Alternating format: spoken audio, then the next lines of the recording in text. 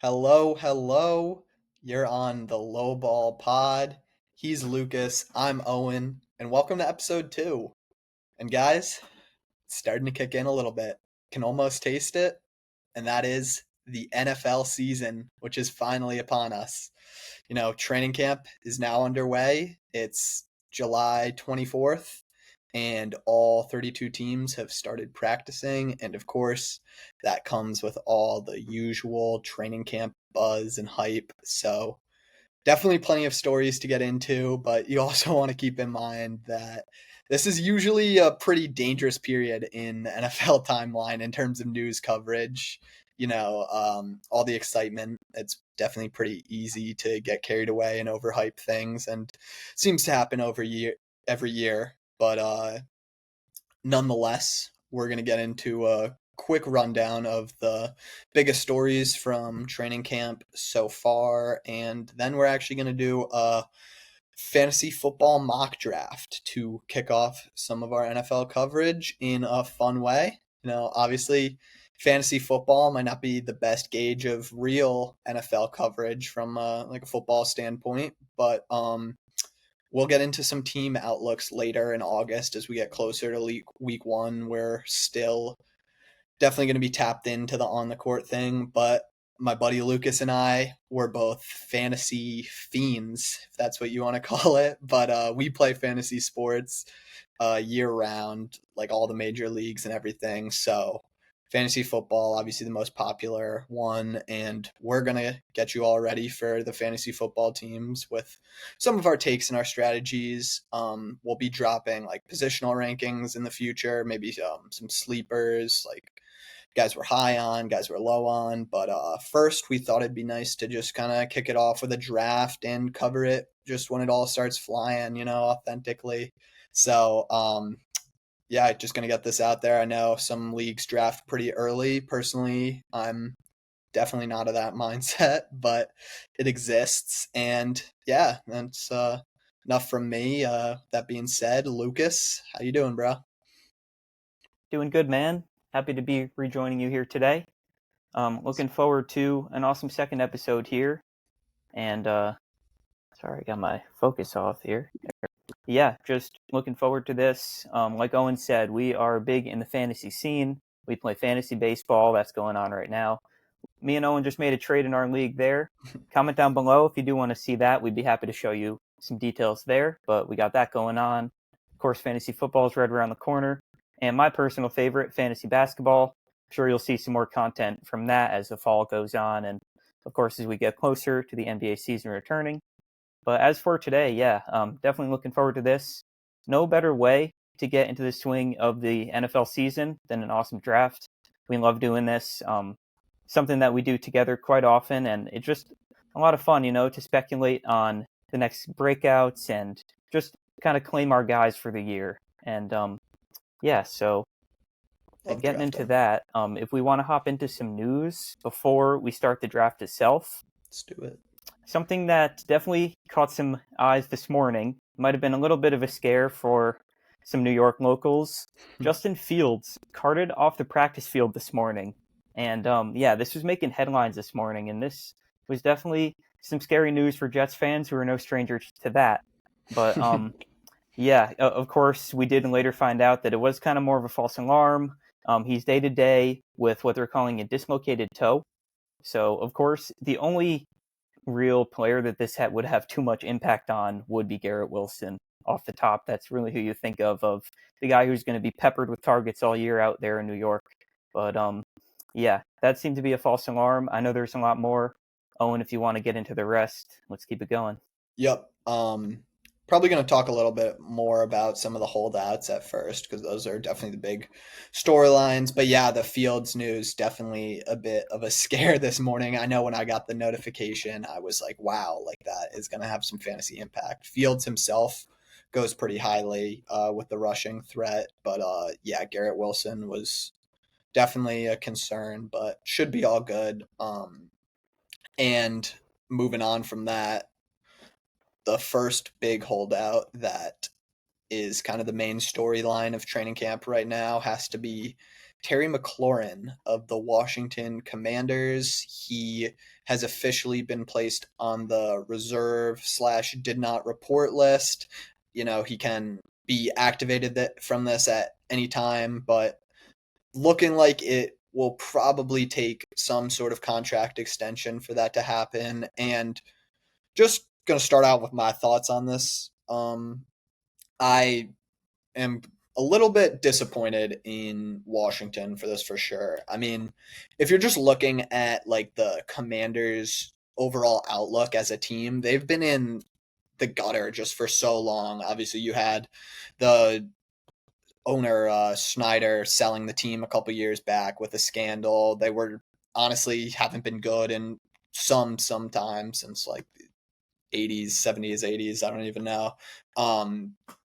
But it's like you finally are going in the season with by far like the most optimism and hope, and you also have a receiver in Terry McLaurin who has been, loyal to this franchise. He's had to stick around through some pretty heinous QB play.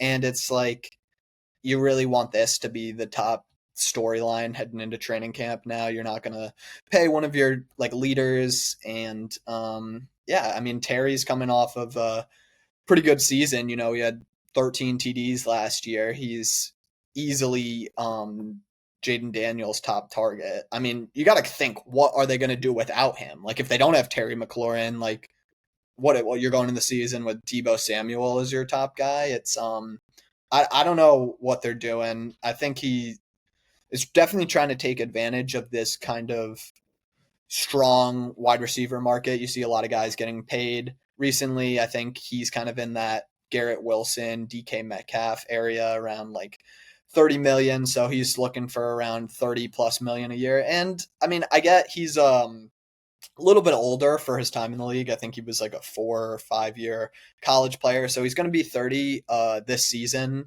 But I mean, just pay the guy. I mean, I'm not worried about Terry McLaurin not being good in the next 2 to 3 years, and 30 million is just what it takes. You're on a easy team friendly quarterback contract in Jaden Daniels, and you want to make the most of this era. So I don't know. I'm personally of the side of thinking that they should just pay him, get this over with, get ready for the season, and optimize this window.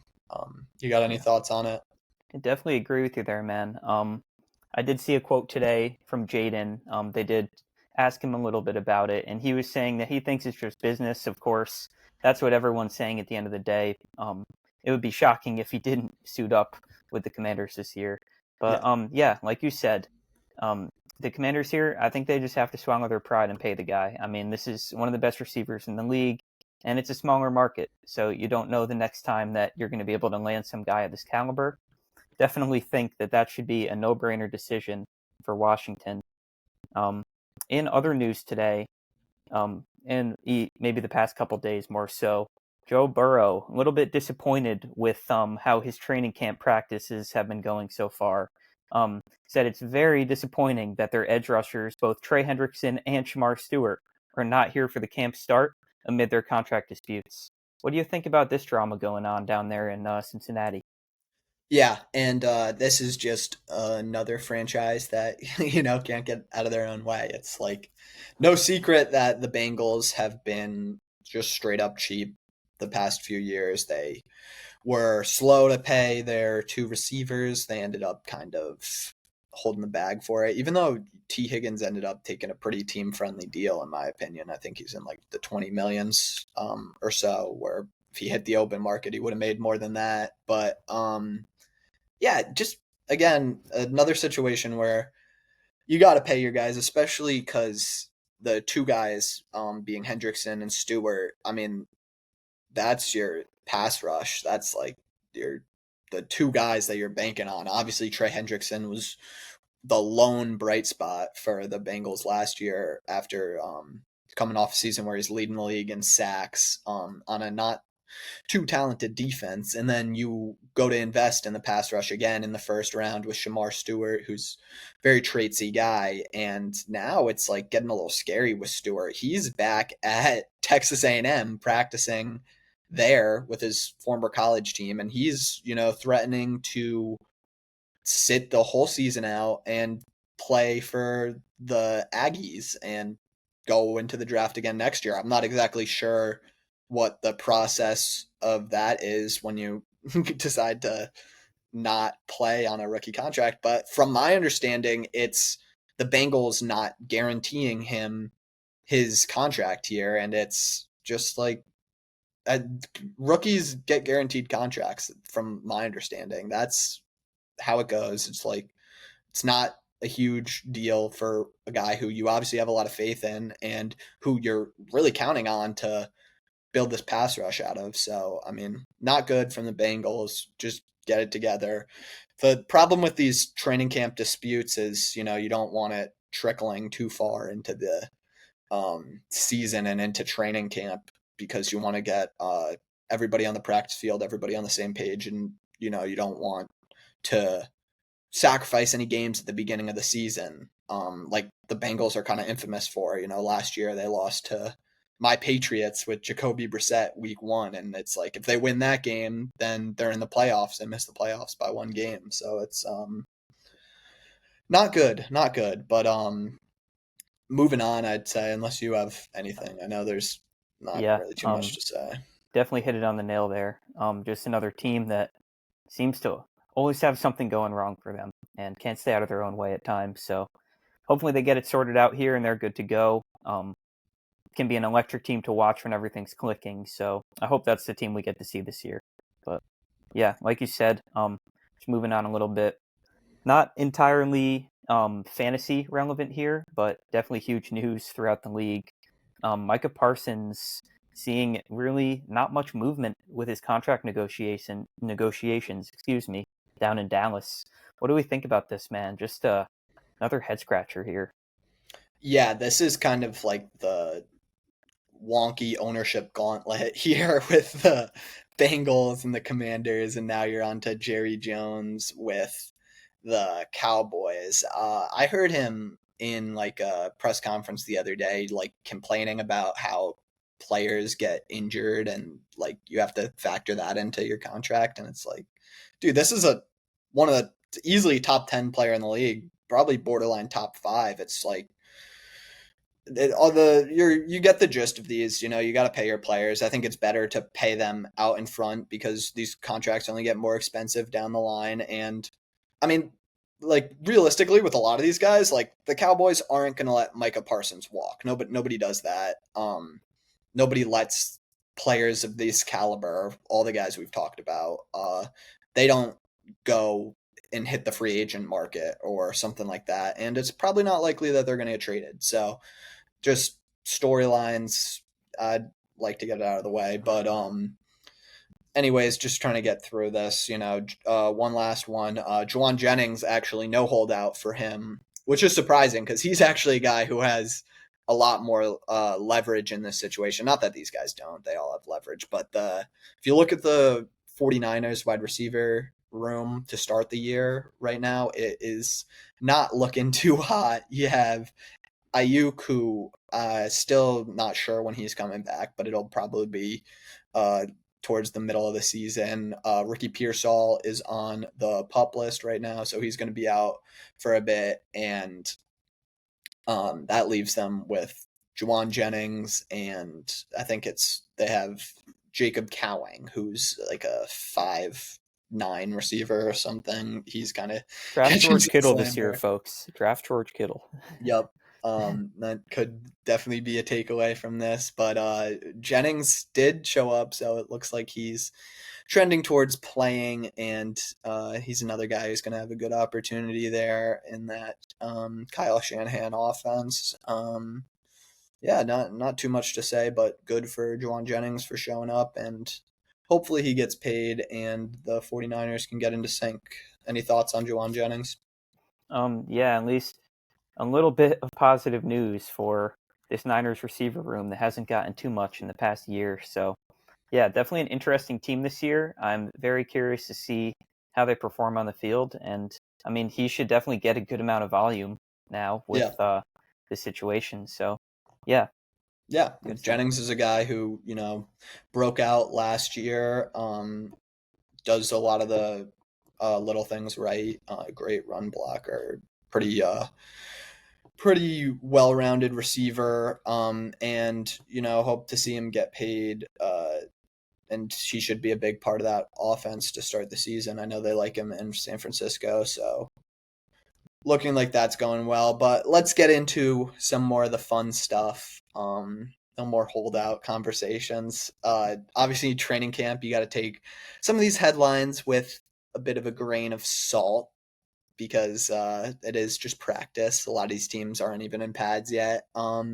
But let's start with a little positive outlook on Tyreek Hill, who says he is the most healthy and focused he's ever been, and he wants to get to that best receiver in the league mark again. Lucas, what do you think about Tyreek Hill's optimism on this year? I mean, this is a guy who has shown plenty of optimistic seasons in the past. So when he says something like this, it's definitely something that sticks in your mind. A guy of this caliber has had multiple wide receiver one type of seasons before, and now when we're running through these drafts, we're seeing someone who's going in the third or fourth round. So I mean, yeah, that there's definitely some great upside here with Tyreek Hill. You can have your skepticism about Tua and his health, his long-term availability, Mm-hmm. but yeah, Tyreek could definitely be a league winner in his current position. Um, Yeah, he's a value guy, especially if he is coming in to the season as healthy and focused as he says. Definitely some value there, but the Dolphins. Say what you want to say about them as a team. The connection between Tua and Tyreek has always been good, and didn't see obviously disappointing season from Tyreek last year with not able to get that 1,000 yard mark. He was not playing under the best circumstances, of course, but I'm hoping to see him and Tua get on the same page because that's a connection that we have seen able to get schemed open. But let's jump over to another, definitely a more surprising headline over in Tennessee. Tyjae Spears getting first team reps over Tony Pollard. That's an interesting one. Yeah, not one that I expected to see here. Tony Pollard was pretty locked in as the RB1 last year over there in Tennessee without much question. But and I kind of thought that that would be the same idea here, running it back with Cam Ward and Pollard Mm-hmm. usually going to be in the backfield with him. But I mean, Spears has definitely showcased some talent before.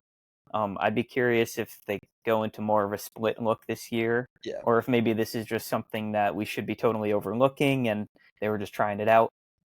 But yeah, definitely curious there. And it you got is. any It thoughts is. on that It one? is. It is curious. I mean, Spears and Pollard are both a little bit of that same mold with the smaller speed back that can do a little bit in the receiving game. So I definitely can see them splitting those reps more. I know they like Spears in Tennessee. Definitely something to keep your eye on in terms of usage because, I mean, Spears could be a good value guy if he is getting first team reps. He's going very late in drafts right now. And Pollard, was a guy that I was liking where he was at from a ADP standpoint. If he was going to get a similar load to what he got last year, but if it does get tempered down, I'm not so sure. And the Titans did invest in their offensive line a lot this season. Obviously, you mentioned Cam Ward. That offense is looking like it's trending in the right direction. So definitely something to keep your eye on. But someone else to keep your eye on and another top rookie, Ashton Genty, looking electric at Raiders camp, drawing everyone was jumping out of their seat in excitement at his pass catching. That's the headline of Raiders camp so far. Personally, I love Genty. He is a guy that I'm bullish on. I mean, one of the best running back prospects we've seen recently.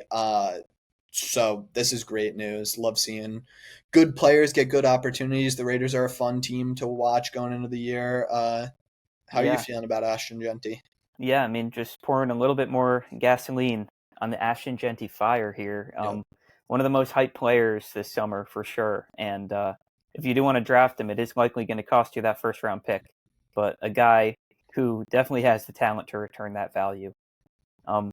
If we move on a little bit more, not really a surprising headline after what we saw in his small sample size last year and a little bit in this even season before. Rashee Rice, by far the most targeted receiver in Chiefs camp so far, and it wasn't even close. And a little quip from Mahomes as well, who, for fantasy purposes, has been a little bit down in the past couple seasons. He is saying that he wants to revert a little bit more to his 2018 ways of throwing downfield more and better. So, I mean, we've seen what this Chiefs offense can do before. He doesn't have a prime Tyreek Hill waiting for him down there anymore, but definitely some promising targets out there. Of course, the young Xavier Worthy and Rashee Rice, some guys that can definitely make some noises here.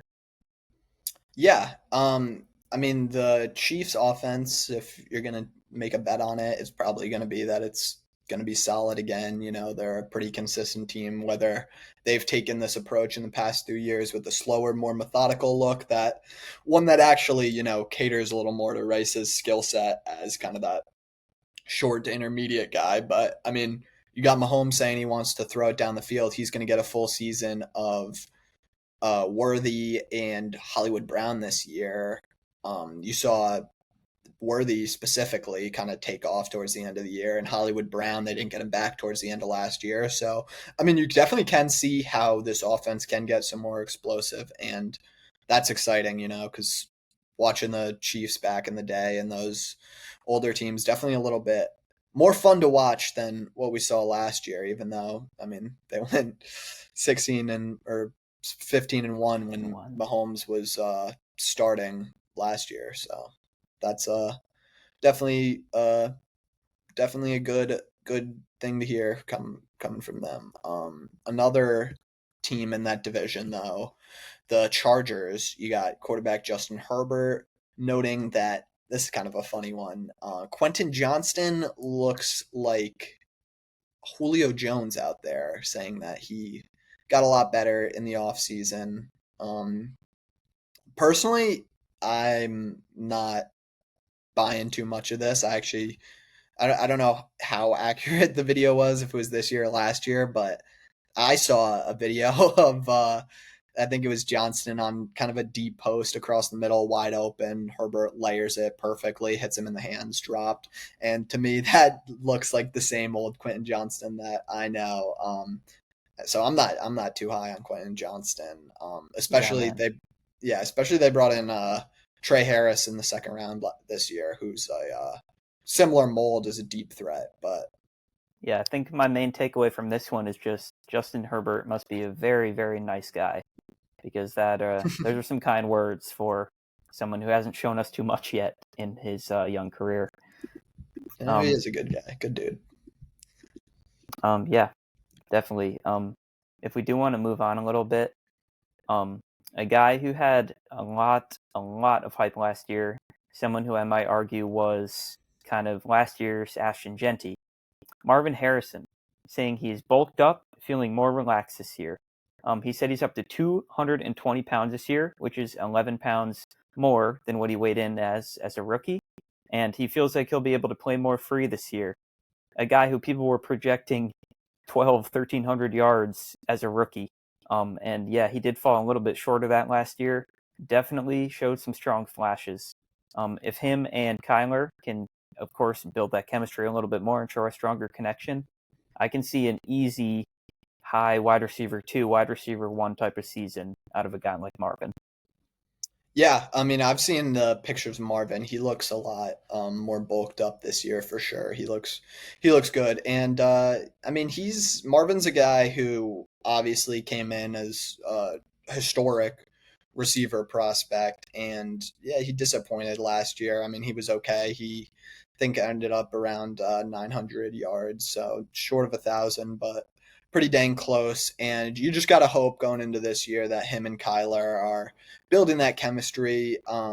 It might be a little bit of a shift in scheme there, trying to find more ways to get Marvin the ball. I know he was kind of used as more of solely an X receiver last year with a lot of vertical looks if you look at his route tree. But you're hoping that you get more of those crossing routes that he was so great at in college, was able to show some of that route running prowess. Not necessarily Kyler's strong suit thrown across the middle, but you're hoping that they find a way to make things work there and get Drew Petzing to scheme up some good offense like I do think he's capable of. But let's skip on down to the next headline. Stefon Diggs for my Patriots cleared to practice at training camp, and from what I've heard, obviously I've heard a lot about this because that's the team that I follow. He's looking pretty good.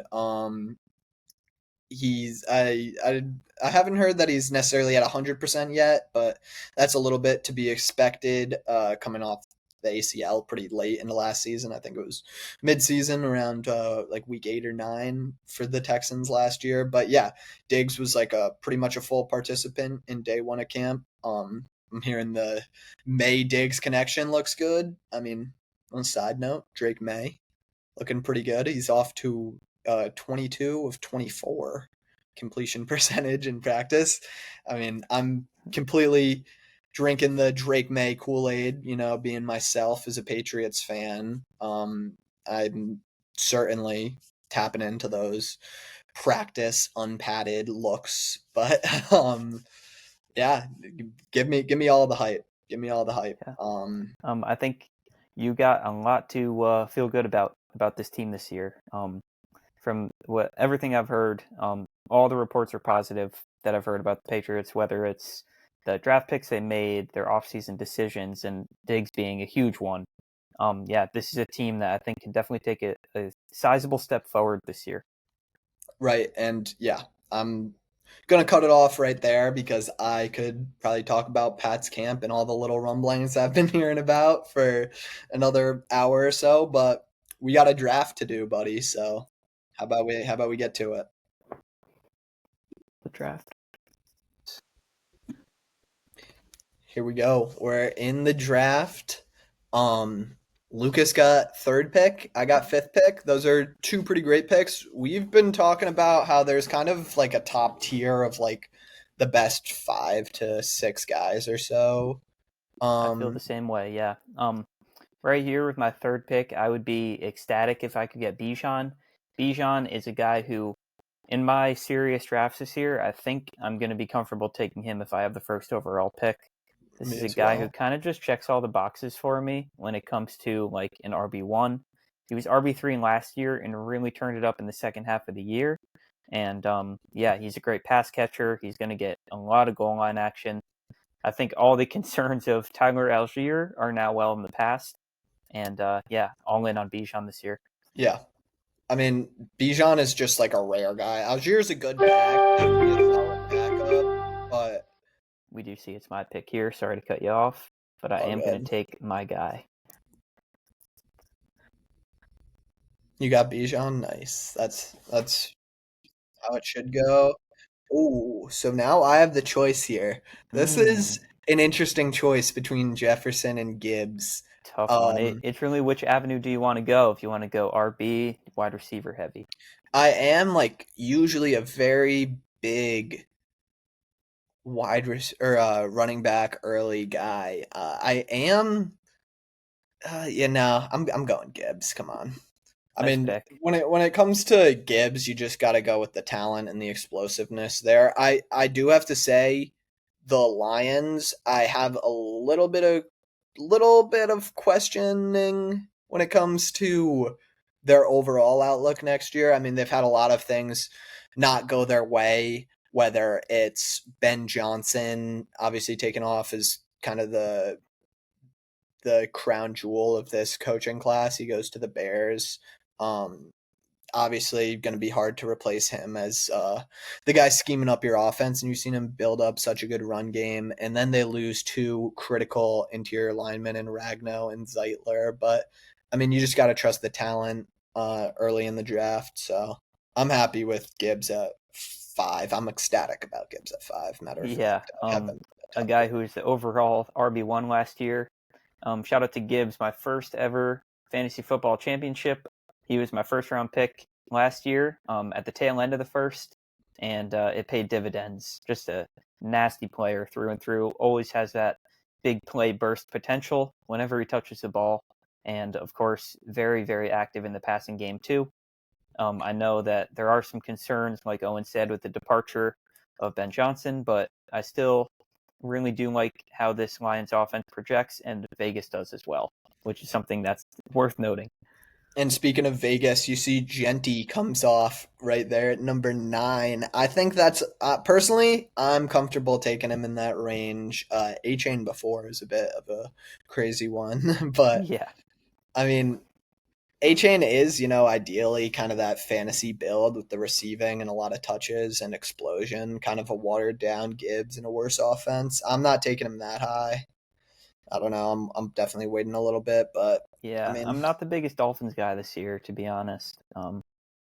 yeah, But, that it's just kind of a risk with a questionable. oh, as you find yourself on All the right, clock here. so here I am again, and I mean, I I told you guys I am very big on this running back strategy, and Jonathan Taylor is a guy who I feel like I fall for every year. I love me some Jonathan Taylor. He's a great runner. He's in that Shane Steichen offense that is so beautifully built with the RPO and everything. I'm looking at him. I'm looking at Josh Jacobs. Obviously, top 2 receivers here also pretty intriguing. London has They his are. target share. Thomas, big play threat. Even Bowers, I'm thinking about a little bit, but I think I am going to stay true to my running back strategy, or am I? Tough Uh, choice here, man. I think I need a top tier receiver, honestly. So give me BTJ. I'll take Good the pick. explosiveness. Um, I like how the running backs are falling a little bit. Maybe I'll be able to get a good Um, guy later next round. Who are so you I thinking find here? myself on the clock here now, and a guy who is my round 2 guy this year, without a doubt, is waiting for me at the top of the list, which is Josh Jacobs.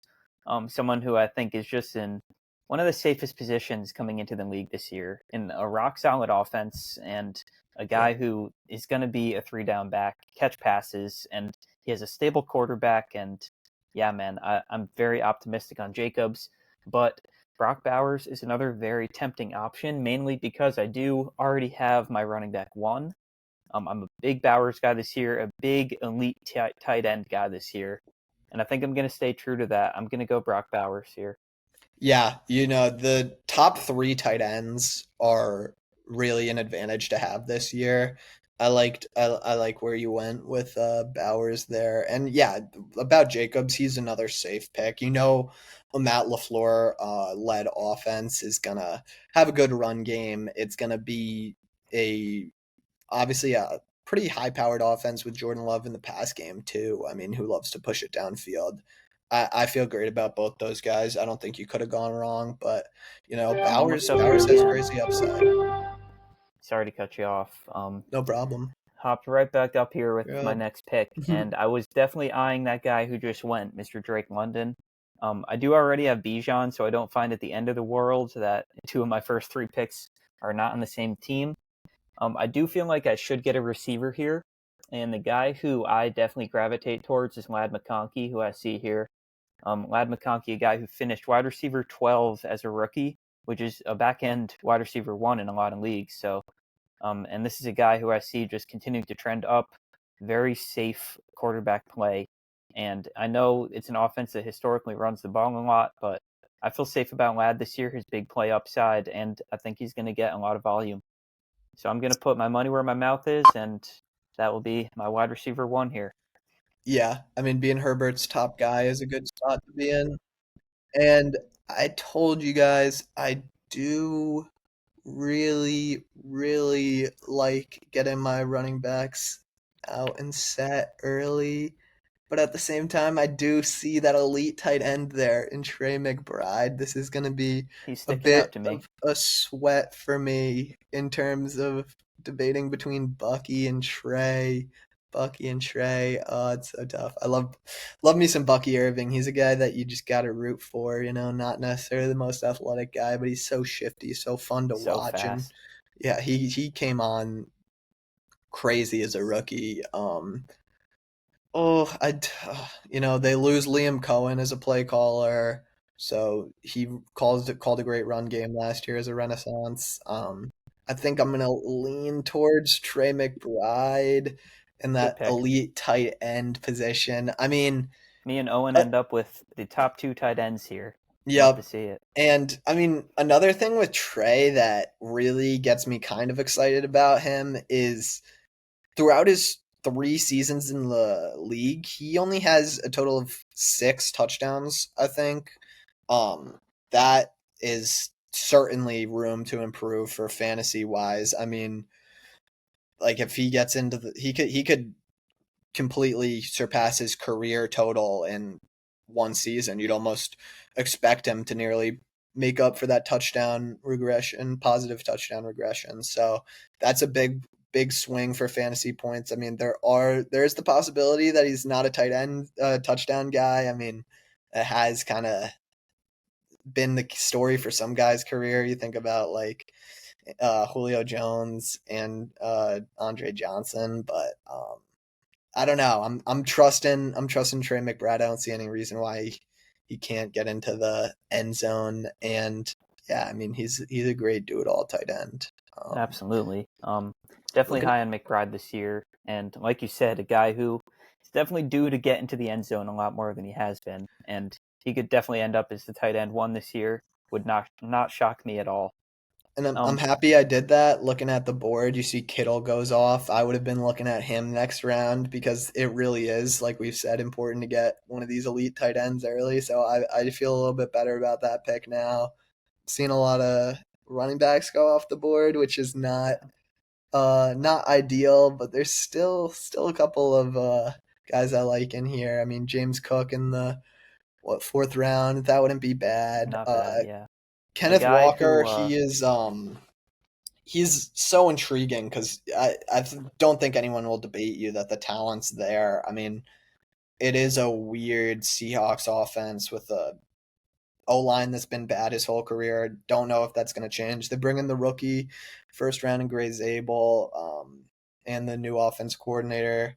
But yeah, these picks are flying off the board. yeah, they were flying here. You got some awesome RB options if that's where you're looking. Yeah. I'm personally not someone who's even out on a Joe Mixon this year. I mean, Hmm. I think there's definitely plenty of upside for him still in that Texans offense. I think he'll get a lot of volume. I know they did bring in a Nick Chubb, and that can be concerning to some people. But yeah, I still definitely feel good about Mixon.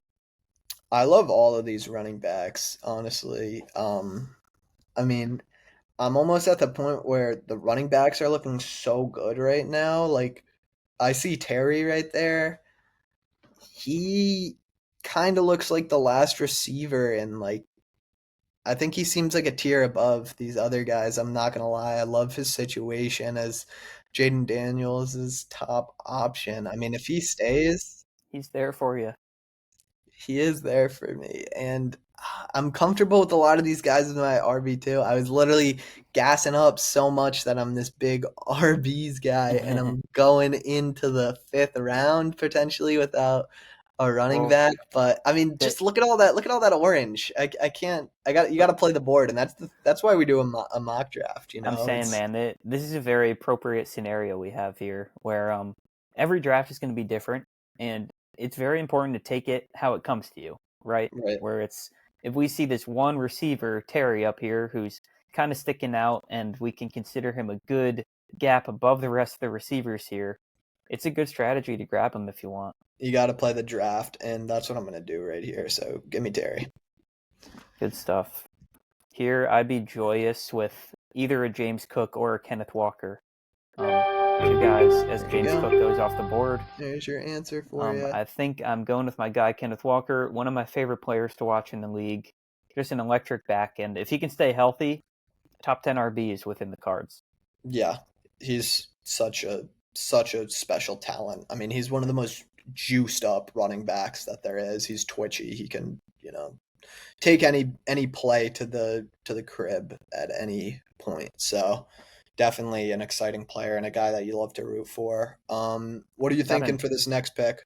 Yeah, man. I got another pick coming around here. My wide receiver 2 spot is still empty, and I see some pretty promising guys here. With Yep. that Justin Fields news kind of being nothing of note, I do love Garrett Wilson here in round 5. I think his volume alone is definitely going to carry him here, and as far as talent goes, he is one of the most talented receivers in this league. Another guy I have my eyes heavy on here is definitely Marvin, a guy who we touched on a little bit to start this episode as well. I think it's really those two that I'm staring at right now. Also love me some DJ Moore this year. Ben Johnson, Bears offense should be a lot of fun. But I think those other guys are a little bit above Moore for me. Definitely. But man, this is a tough choice. I had Wilson last year. He was a guy I took in a couple of my first rounds. And he did finish wide receiver 10, but I can't say it felt like it having him throughout the season. He was definitely up and down, but we talked about the upside here. Give me this potential wide receiver 1, Marvin Harrison. Okay. There you go. Yeah, I mean, and At, I'm gonna go with one of my guys here. Let's just talk about your situation there for a second. I mean, two pretty nice wide receiver 2 options, typical wide receiver 2 options that I end up in this draft. I mean, Marvin, the ceiling is definitely there. Garrett would have been a great pick too. I think I liked where your head was at there. Maybe in terms of DJ Moore, I'm not the highest on him. Just crowded offense there. You know, he's not necessarily this regime's guy, but still great talent. But I mean, in terms of my pick, I'm definitely going Omarion Hampton here. The only other guy I'd maybe consider is Joe Mixon there. I do like Chuba a little bit, but they brought in some running back competition this year. But with Omarion Hampton, I love him as a prospect, and you're going into that Greg Roman, John Harbaugh, run heavy offense with a good line. I am all over that. Also, kind of a crazy story. His competition in that backfield, Najee Harris. I don't know if you heard about this, but he lit a firework off into his face, I and did. has an That's eye crazy. injury. So I don't know what's going on with that, but just I mean, the more touches that Omarion Hampton gets early on, I think the more convinced that Chargers camp will be. But Yeah, to me, I feel like even if Hampton's volume isn't off the charts per se at the beginning of the year, this is a guy who we could definitely see take off in the second half of the season. And I feel like with a lot of the good rookies, that's kind of what you see. So yeah, I love trust the Hampton's talent. situation, and definitely a rush heavy offense. So a guy that projects really well. Yeah, and one thing I kind of want to hammer home here is like this is a rookie running back class that is like highly praised. So like Genty Hampton, the two horsemen of the first round for this draft. I mean, it's two guys who I'm really bullish on, and I'm perfectly fine with them both. Genty RB1, Hampton as an RB2. I like both of those guys. Yes, What do we sir. have here now? Looks like your boy Wilson went off the board. He did, yeah.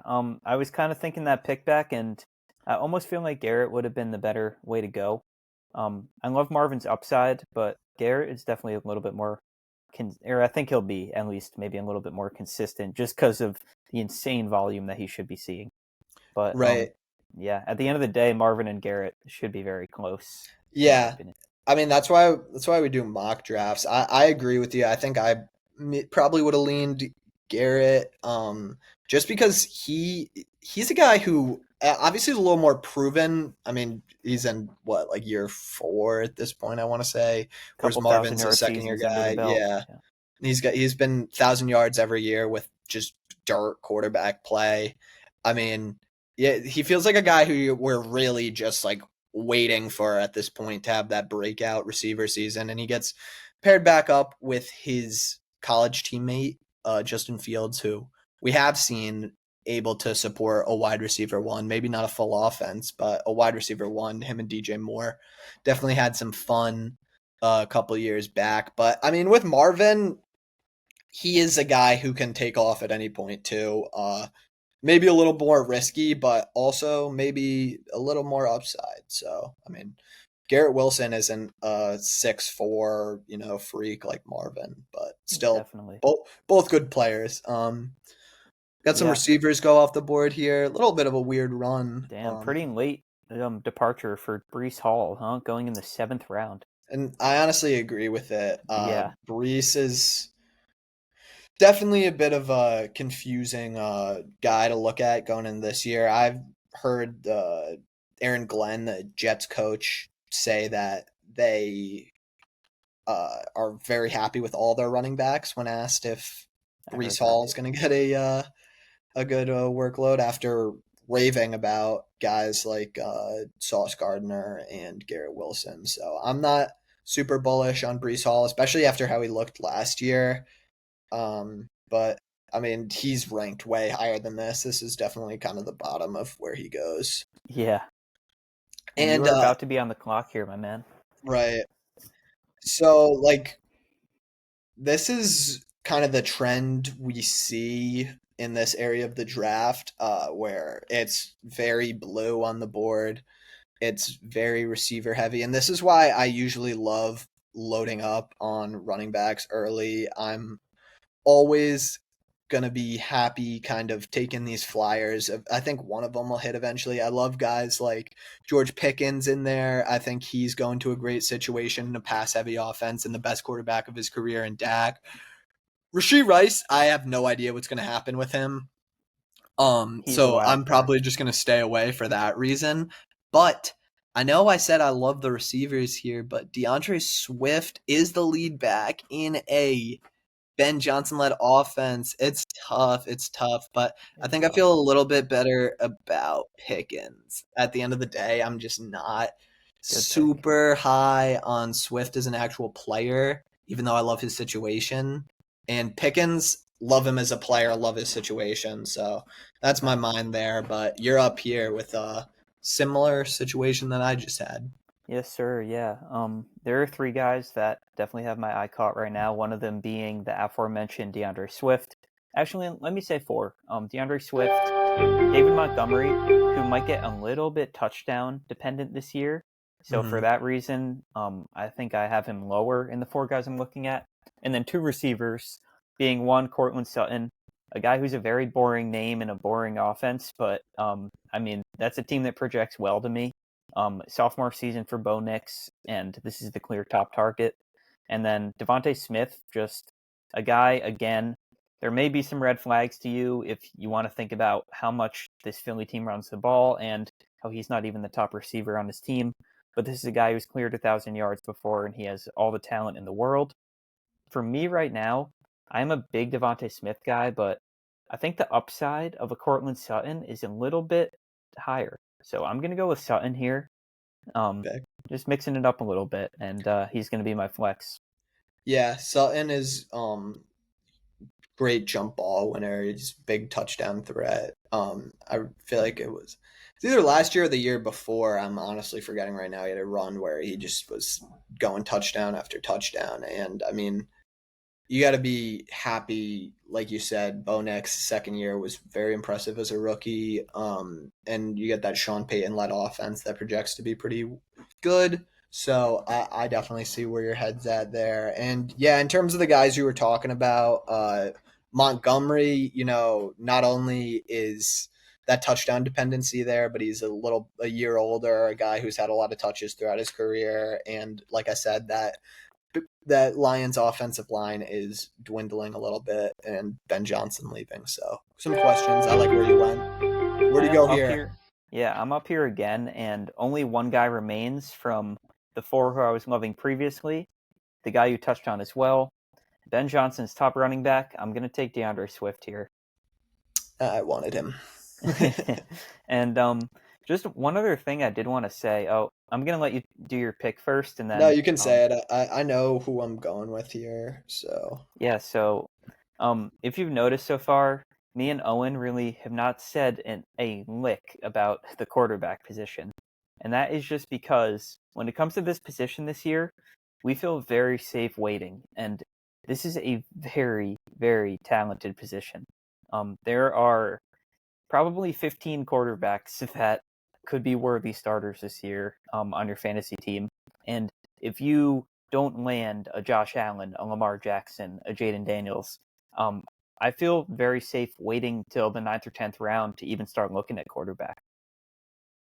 Yeah, I agree. I said that I knew who I was taking, but I did not realize that Rashee Rice is still there, which is I just know. kind of crazy. You got 5 seconds. Uh, I'm going with my original pick in Caleb Johnson. I Good love pick. the rookie running back class. That's what I was driving home earlier, and I'm serious about it. And I mean, it shows with that pick. I mean, realistically, if this is an actual draft, we're gonna have a lot more clarity on what the heck is going on with Rashee Rice and his situation closer to the season. So, I mean, realistically, he's if he is gonna play, he's not gonna be on the board here anyways. So let's keep things realistic here. You know, it's a mock draft, but we don't have to get too crazy. The other guy I was looking at was Tet, though, another rookie, looking to be the wide receiver one in Carolina.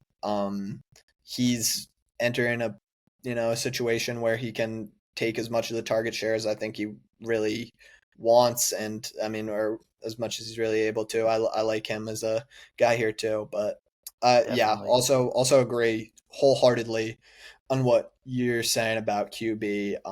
I wait in these mock drafts. I wait till some of the last rounds to grab my QB. There's guys like very late, like Dak Prescott goes incredibly late. CJ Stroud goes incredibly late. Jordan Love goes incredibly late. My very own uh, beloved, my hero, Drake May, sometimes goes even undrafted. So it's like Yeah. I'm gonna wait on those guys and just load up my bench and make sure that I'm covered in terms of you know injuries. You never know what's gonna happen in fantasy, so depth is just as important as the starters, honestly. That's all quarterback one upside, those guys you just listed. There is a couple exceptions for me that I will say.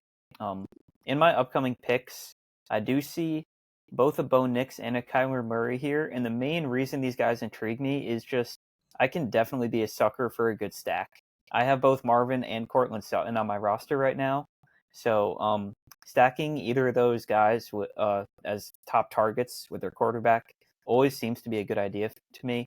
Of course, there are weeks where maybe the offense is kind of flat and you might have two duds in the lineup, but the opposite is true as well. So this is something that I do like to target. I think Bo Nix, Cortland Sutton would be a more promising duo than a Kyler Murray, Marvin Harrison stack, but I wouldn't be too disappointed if I had either. Personally, I'm probably a little higher on Kyler as a quarterback, though. Mm-hmm. Both out of fantasy and in real life. I mean, fantasy, you have the rushing upside that I think is a little more there with Kyler. Bo Nix, he just has a little bit more of a lid on what they're going to allow him to do. But I mean, stacking either of those guys would be definitely an understandable move. And can we just Rashee also Rice is note still here there. that Rashee Rice is still here? It's Yeah. crazy. Sorry, that just caught my eye as well.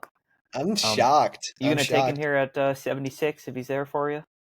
I mean, it's just a little like no.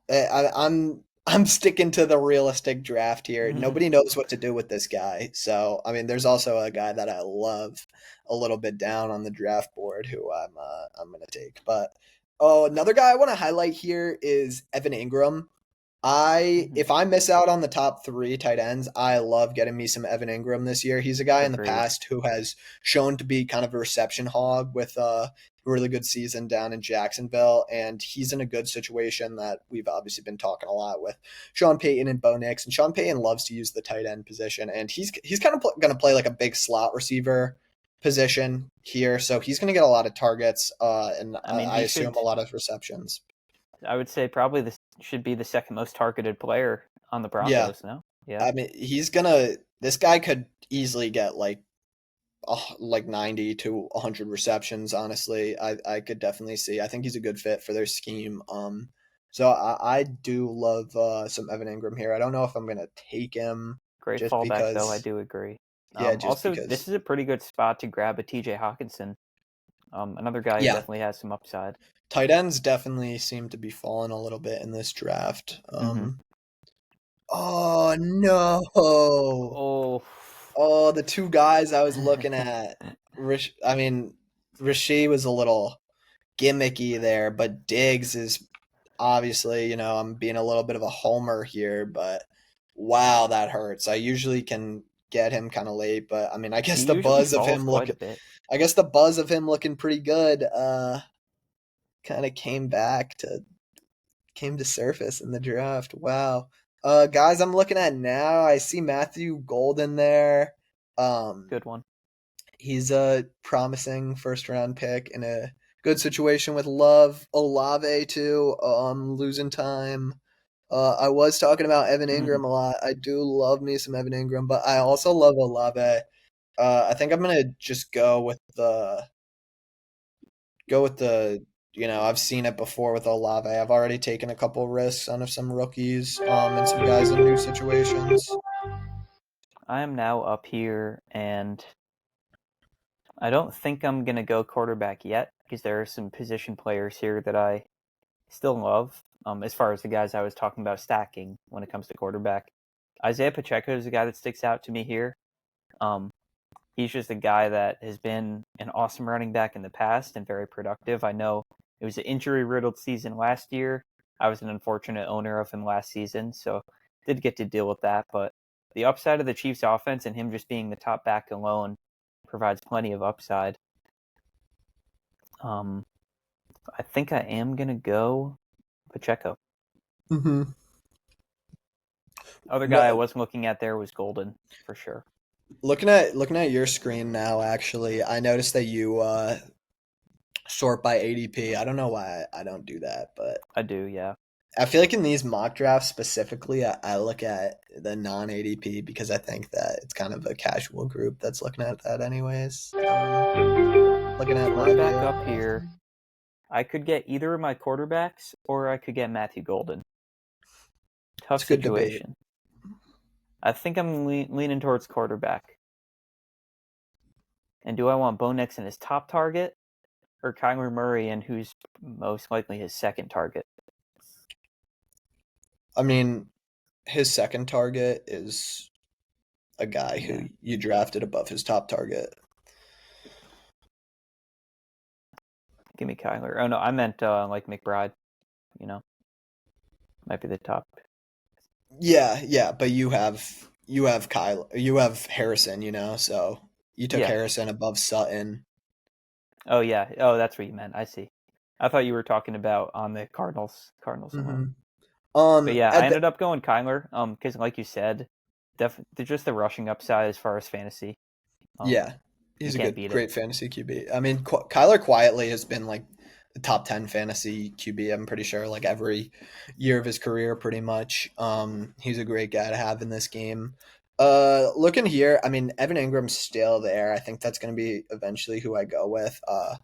As much as I love me some Matthew Golden, You are a rookie I guy. You could keep the yeah, trend going. I do.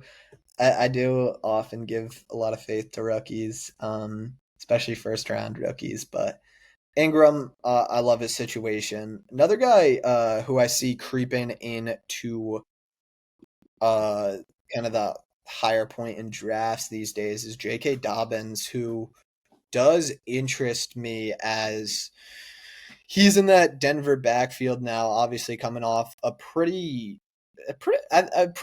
You got to be happy with what J.K. Dobbins did last year. I mean, it didn't necessarily blow anyone away. He had almost 1,000 yards. I think it was 900. He was injured for a little bit, but just recovering from all of his injuries, he didn't look too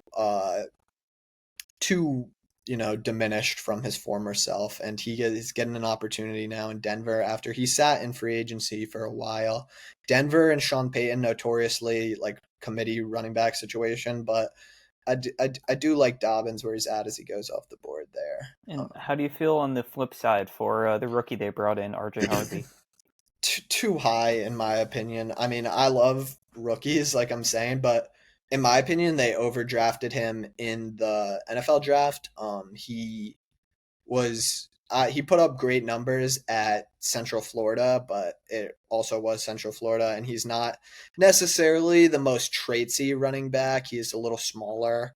But then, yeah, like I said, Denver is like a very committee backfield, so I imagine he's gonna take on that like pass catcher kind of Alvin Kamara type of role, but he goes very, very early. He And there does. at that point, there's a lot of guys who I trust above him. I mean, even if you're looking at the Patriots situation, who a lot of people obviously don't trust the Patriots offense nearly as much as the Broncos for good reason, but the Patriots took Travion Henderson above RJ Harvey, who I'm sure the Broncos would have wanted to take if he fell to him. But Travion Henderson is a guy who was like kind of on the verge of like that first round buzz and is in that mold as like an explosive, like pass catching, pass game running back who, can break one off.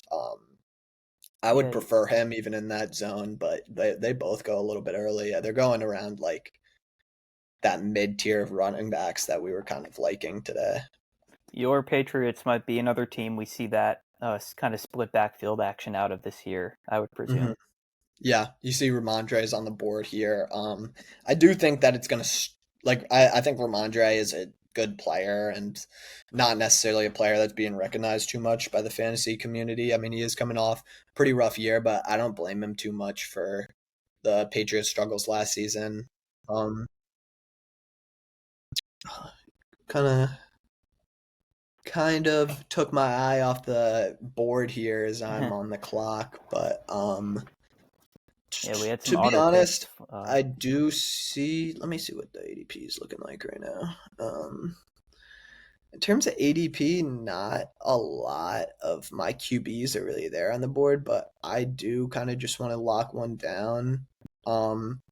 And the top guy for me is Dak Prescott here.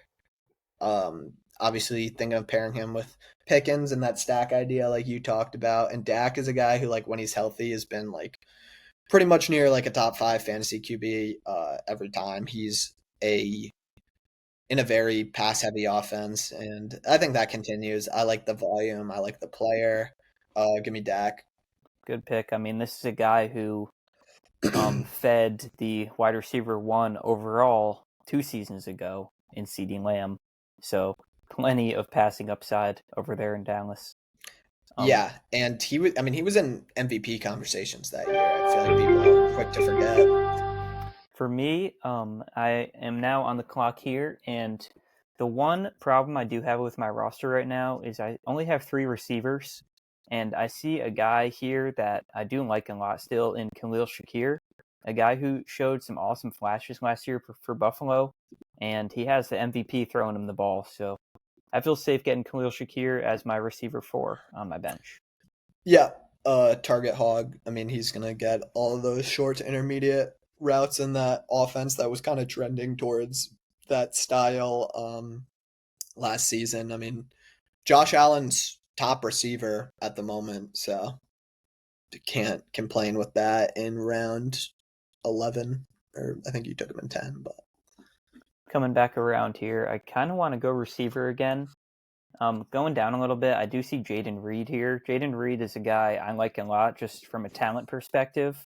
And again, a guy who has a great quarterback throwing him the ball. He had some real big pop weeks last season.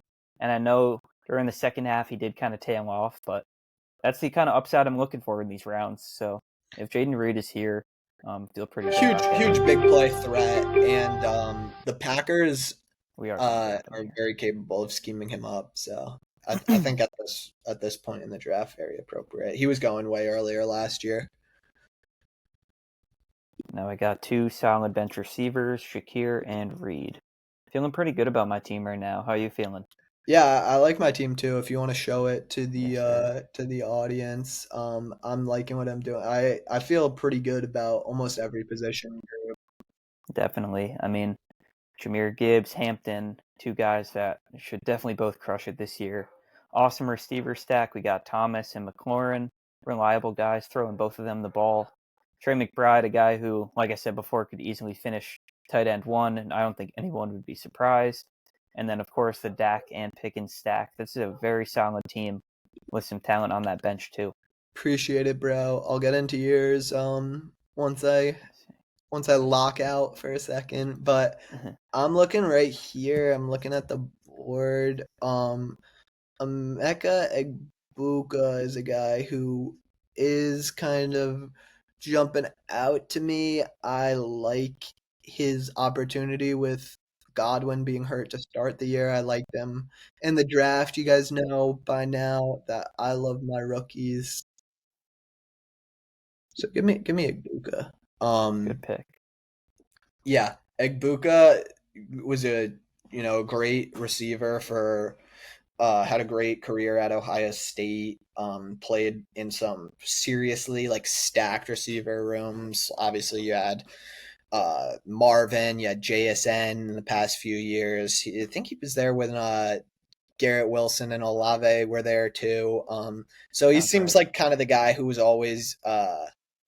I mean, he was always a part of these receiving rooms, which obviously tells you something when you have this kind of talent around him. I mean, Ohio State receiver is extremely consistent, but I think Egbuka is a very well-rounded game that's going to scale to the NFL, and he's got a good opportunity to get touches early with Godwin being hurt. They need that kind of. They have Mike Evans as their big X receiver, so they're going to have a shifty little route runner. And a good, strong guy. He can step into the slot. He can play the Z role for the um, pretty strong Tampa Bay pass game. So Yeah, feel good about and that. kind of building off of that, um, even after Chris Godwin's return, like we said, this is a receiver who is used to playing in those very crowded rooms. Good point. So this experience could be very positive, or that prior experience that he had stepping into this kind of crowded room. Yeah, and Egbuka is a guy who like because of that, played like very well in the slot. He's a bigger receiver, so he's in that kind of bigger slot mold. So able, in my opinion, to go inside and out. So he's a versatile piece, and I think he's gonna, leave a strong impression at the beginning of the year. So I feel good about that. Quinshon Judkins still at the top of the board there. I do like me some Judkins as a player, but another guy who has kind of a cloudy situation. He got arrested. I think he had a DUI. So I'm gonna Yeah, steer away for those reasons, just because I don't know. Guy I love here um, is Trey Harris. I mentioned him earlier, entering that Chargers offense, taking hopefully Quentin Johnston's role as that deeper guy. Also, though, I do kind of want a running back. I'm a little thinner on that, so maybe I go Judkins just for that reason. it's good value for him. Yeah, take the value. Um, Good pick. yeah. Here, I actually am looking at receiver for my pick. Maybe taking the third straight one here. I also am going to take a quick glimpse at quarterback because I do like when I do draft a Kyler, I like to have a steady one on the bench as well. The Yep. guy that jumps off here to me is definitely Caleb. I know he has some sky high expectations for him this year, and Yep.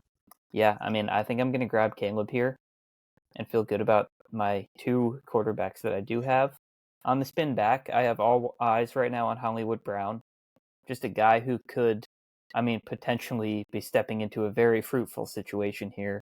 And yeah, I mean, you can't go wrong with a little bit of late stake in the Chiefs offense. Yeah.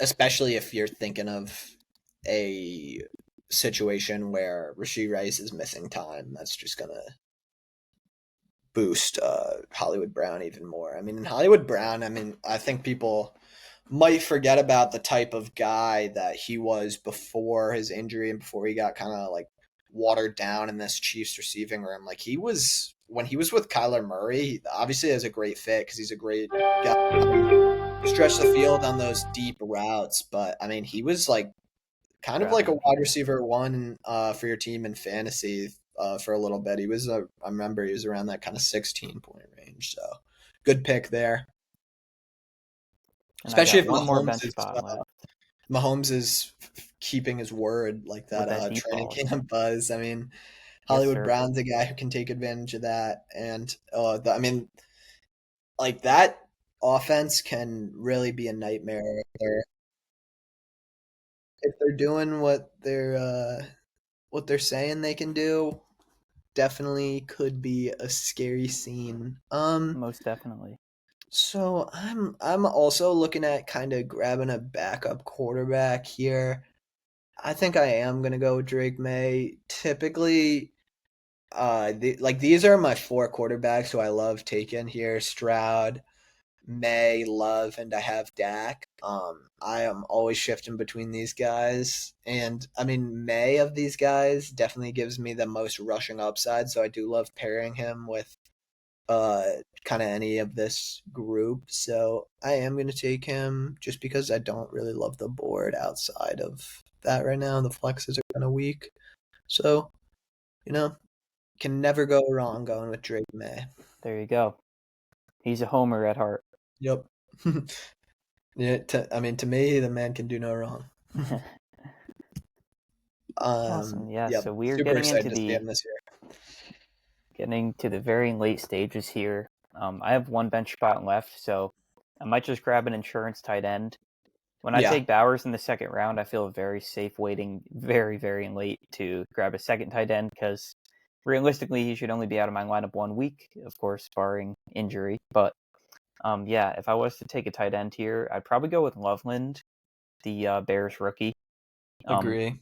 And I already have Caleb too, so that'd be get some couple Bears on the bench and DeAndre Swift at that. Yeah. And even though we are later in the draft here, it is definitely important to highlight some of these guys. Just because, yeah, I mean, you can only join 10-man public leagues, so I know a lot of leagues do 12-man, so these are going to be guys who you're thinking of drafting later on in the draft. So, I mean, Loveland, who you mentioned on the board, love taking him. I mean, Bears top pick is the guy who Ben Johnson wanted to go out and get. I think he can do some great things, and he's one of the better like prospects coming out of this Michigan powerhouse in recent years. So love that. Looking down the board, another guy I love looking at, another rookie, Jaden Blue, for the Cowboys. Just a rookie who definitely has an opportunity in the Cowboys running back room that is pretty stale, pretty old with Javonte Williams and Miles Sanders as their only options. I'm not super high on either of those guys, so maybe a young guy can come in and kind of give them a little more burst and athleticism. Josh Downs, guy who I do like a good bit. I think he's got a good floor. He's a great slot receiver. A little bit of a lot of bit of question marks at the quarterback with true competition between Daniel Jones and Richardson. But the two guys below him, I also love Trey Benson. Might be a little bit of a handcuff for Connor, but I definitely expect him to get worked in more. Guys are flying there. Yeah. But yeah, I definitely expect Benson to get a little more work this year. I think he was the second round pick last year. Uh, Connor, again, guy who's not getting any younger, has had a good amount of touches throughout his career. Then Trey Harris, as I also mentioned, great contested ball winner. Going to be that downfield threat for the Chargers, ideally, if he can take the Quentin Johnson role. Guy who had like 5 yards per route run in college, which is just a ridiculous number. Little yap sesh there, but you got to go fast when these guys are flying. But yeah, I am gonna go, I think, with Benson here because Good pick. I have maybe a little bit more of a running back need, and I do like Benson's potential. For me here, still have my eyes on Loveland to go right to my pick. But I did just notice someone who is very, very interesting to me now, mainly because of who I took way back in round 4, being Kenneth Walker.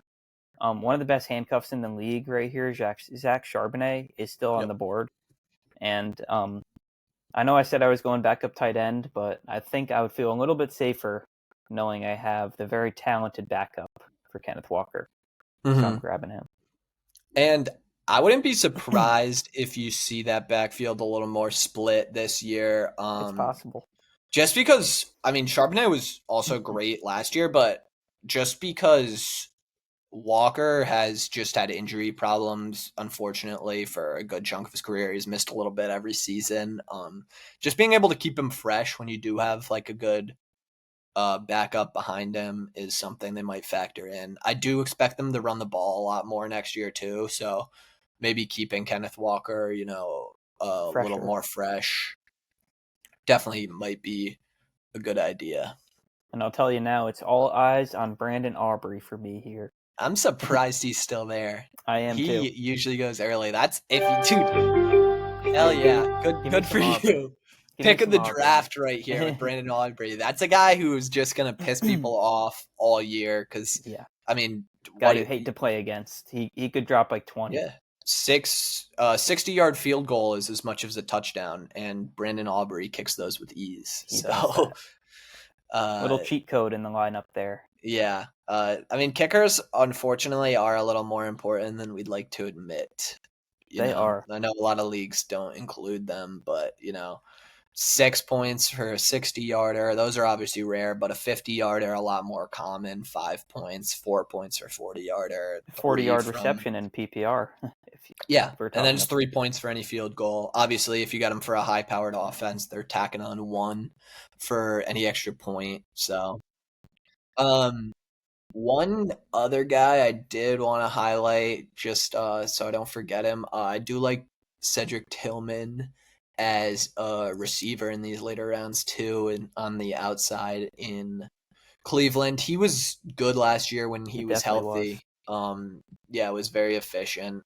Just that real true like X receiver there, big bodied guy. Who am I taking here? Probably just a kicker, as much as I want to take my Patriots defense there. I just talked about how important kicker is, and not a bad idea to go with the Chiefs kicker. Cannot show our fine audience anything besides the remaining defenses here, unfortunately. Yeah, that's all available to me, but they would, we're not missing all that much from what's on the board. Stuff, yeah. But I think it would be an appropriate time if you want to start diving into your team here. I'd be happy to throw it up on the screen. Yeah. You want to just give a little bit of a rundown? Yeah, so this is a team that I'm pretty happy with. Definitely. I mean, I'm not always happy with my teams either in these fantasy drafts, but I mean, this team especially, I feel good at pretty much all my major positions. Getting McBride as my elite tight end there, definitely a point of emphasis with this team, and I feel great about that backfield.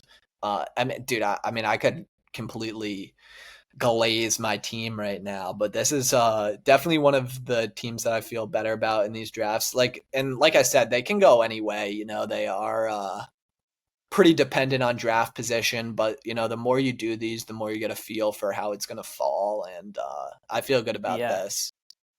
Yeah, I like your team a lot, and like he said, we definitely advise that if you guys have some drafts coming up, just run through a few of these, and there's even a mock draft option where you can kind of just pop in and you can go right through it. It doesn't save the team or anything. Mm-hmm. We chose to join an actual PPR league because it's kind of a more competitive draft and you have more activity from the other teams in it as well. A little more but time if you just want to do it for fun, no hesitation. Try out a mock draft. Yeah, I mean, super fun. We do these all the time. We love fantasy over here. If you want to talk about your team a little bit, I'll throw it up here. Love your running back room. Bowers, again, love those elite tight ends. So no shocker here, the low ball gang is looking pretty strong. We got, starting off, I'll just talk about my little stack here. Got Kyler who could be maybe his top target, probably not, but still a guy who should get over 1,000 yards this year, and Marvin Harrison, and hopefully find the end zone a good amount. as well. Really like that stack, and of course the rushing upside, that quarterback brings as well.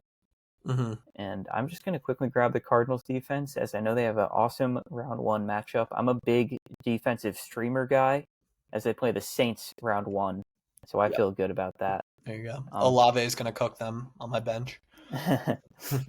But yeah, getting back to this, my running back stack, this is about as good as I can feel about a running back stack. My overall RB1 for the season, Bijan, is the guy I led off with, and then Kenneth Walker, a guy who has about as much upside as it gets in the running back position, barring health. Ladd McConkey, a guy I'm sky high on this year, rookie season breakout. Always feel good about those guys bouncing back, having a strong second year and building on the solid foundation that they started with. And then going down to Brock Bowers, my second round pick, a guy who I feel good taking really at any point in the second round, even early second. Just because, I mean, this is a guy that just had a historic tight end season and is walking into a much improved quarterback play, and he should be taking steps with his own personal game as well. Courtland Sutton, a guy who I feel good about at the flex, but again, I'm not overly passionate about. Like, I've heard takes on Bowers in the first too. Sorry to cut you off, No. but that's a great pick. Yeah, I don't even hate Bowers in the first. I really don't. Back end of the first, I mean, he this could be the next Kelsey. Yeah. Yep. But Sutton, like I said, more of a boring guy, but a guy who I definitely trust to get a consistent amount of points this year in that Broncos offense. And then just a bench where I tried to stagger running backs and receivers, go for guys with upside, guys in good offenses, and a nice solid backup QB and Caleb. Feeling good about this team. I love Swift on your bench. He's a guy who I'd feel comfortable with even in the flex. It's probably a debate between him and Sutton, honestly. There, you'll definitely have to gauge the usage a little bit, but I love your bench too. Pacheco and Swift, obviously a great option. Shakir and Reed and Holly Brown, all guys who could get a lot of work. Caleb ceiling sky high. If you want to flip to my team, I didn't really get to talk about my bench. Let's do it. I guess the one. If I just want to say one thing before I go, one thing I love to do with my receivers, at least. If you notice, all the receivers I have, they all have a very credible quarterback, and this is a simple philosophy when it comes to fantasy, but just all guys that I trust, their quarterback's going to be able to consistently get the ball to them. Just a little comment I wanted to make, but let's find your team. You definitely got that. Where would that be as I'm getting lost here? Yeah. Let's find your otherworldly team. There it is.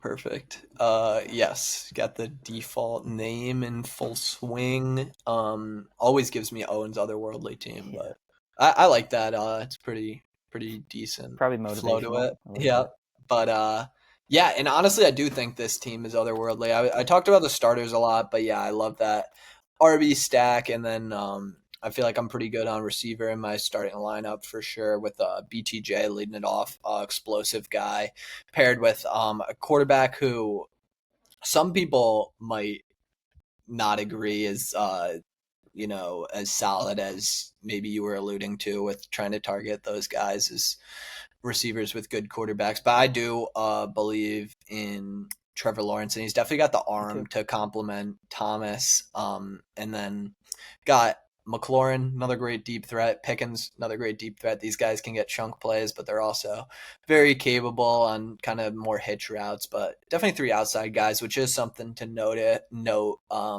Maybe not as much reception hogs, but hopefully I can get McBride to help out with that, and hopefully my running back stack can provide a good floor of points.